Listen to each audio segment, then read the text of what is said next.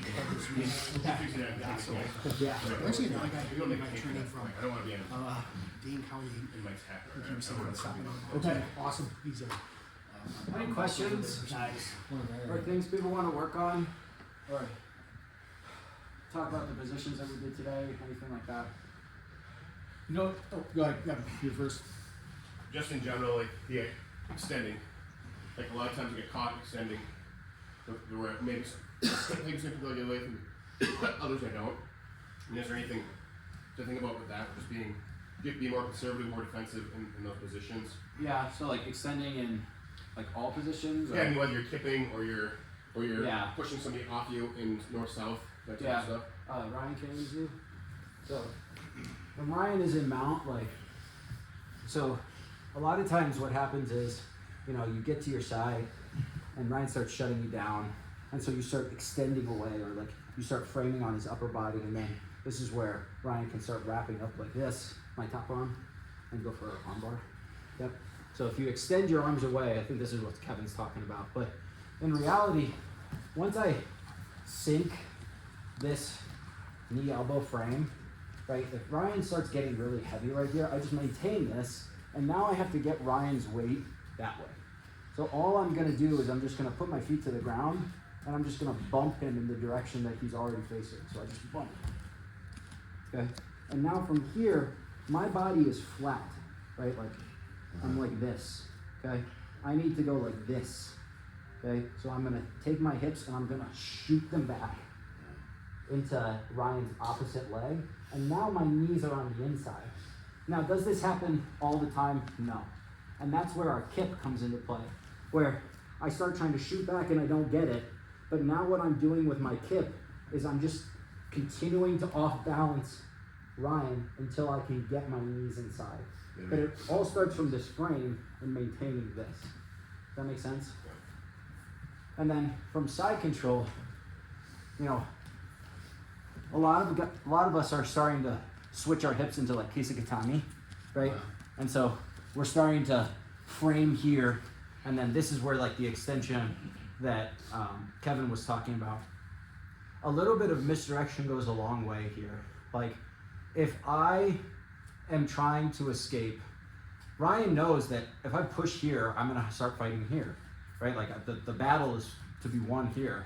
But if I just bridge a little bit, and then as Ryan comes back into me, I just push him just slightly, I can use that little bit of misdirection to off-balance him in the opposite direction. So it's like, if I'm gonna be extending away, I don't wanna be prolonging my extension, because this is where, if Ryan's really savvy to this, he can start like pulling my arm to the ceiling, getting his right shin underneath my armpit and start like arm barring me or stepping over for chokes and things like that.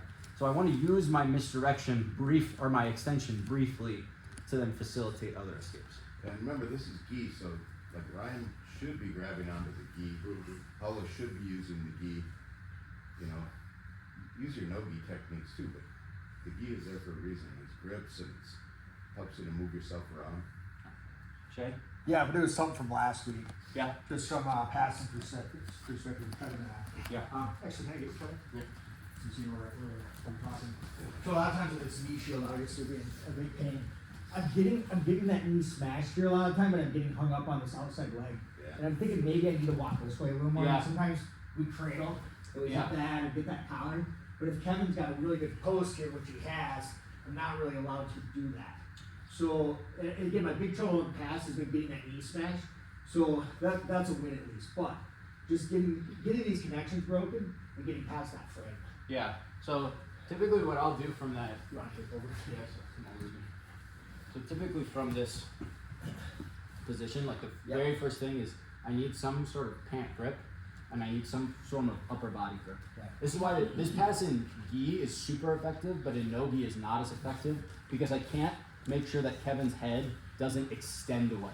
So what I mean by that is if the only thing that changes is that I don't have this grip, okay, and I start doing what Shay does, Kevin can keep extending away from me, right? Like his torso will always be able to move away from me. So instead, once I grab this, now when I start coming up, he can't run away. And typically, if Kevin starts posting here on me, Shay, what I'll do is I'll grab this bottom pant leg Okay. and I'll start lifting it towards the Oh, ceiling. okay. I like that. Yeah. And then from here, I've cleared this bottom leg, and now I can start entering into my side control. Okay. You also posture up if you can attach. Yeah. Yeah. Yeah, I will. So, So from here, like if I can attach like Yeah. this, I'll go up, and then I'll start thinking about knee cutting across here. So I'll be here. I ideally would like some type of upper body grip, but if I get here, I'm gonna like this, and then if I can, I'm gonna grab and then pull so that I can pass. Yeah. She had one minor difference was when you were trying to pass. I had this right, but then I also had your wrist sleeve. Oh, did you? Yeah. Okay. And I think we kept going back and forth between Yeah. me having it and you having it. Yeah. I think the difference there was he was grabbing Yeah. and then pulling me down so I Yep. couldn't extend. Just to break that posture. Yeah. Yeah. Yeah. Anything else? You know, one thing that I emphasize to Nicole, like single leg X and half butterfly guard are really useful for any time someone is putting pressure forward into you. Okay, so this is why it's extremely useful for smaller individuals to play this half butterfly guard, because most of the time when people are trying to pass, they're doing this. They're pushing forward. Like what was I just doing with Kevin? I was doing this, right? I'm trying to put all of my weight forward. But instead, the only thing that changes is this. Now my forward pressure is used against me. yeah. He's using my forward pressure to off balance me and unweight this leg. And now I've just turned a dominant passing position into I'm about to be submitted right here. So using this half butterfly guard as a way of keeping your opponents honest in this position is really, really useful. Yeah, so when you get me here, I posture. Yeah. Straight back up. Yeah, and so then this is where like, okay, if people are posturing up, well now it's giving you space, now you can start sitting up and going for butterfly guard. Or if you're confident in your wrestling, you can start collar tie and then heisting, right? So now Kevin's gonna post here and just do a technical get up and snap me down. With the half butterfly one, if they start trying to push your knee in, you just flare out so they can't. Yeah, so this is where it is. Yeah. So so Lachlan Giles, he talks about like only using the half butterfly guard when you're ready to sweep. So he'll keep like this position right here, because now he can push against here and there's less risk of him getting smashed here, because if he gets smashed, he'll just slip his foot to the outside and he won't be stuck here. But he'll talk about how it's like, okay, I know that my opponent is pushing forward. I've got my underhook on the leg. I've got my cross lat frame. I'll switch now and then go for it. Okay. And then there's other people that will play a high knee shield. So a lot of people play like this low Z guard type knee shield, but a lot of people in pro jiu-jitsu play this high knee shield, and then they'll reinforce by placing their elbow onto the inside. And so now he's got multiple structures to stop.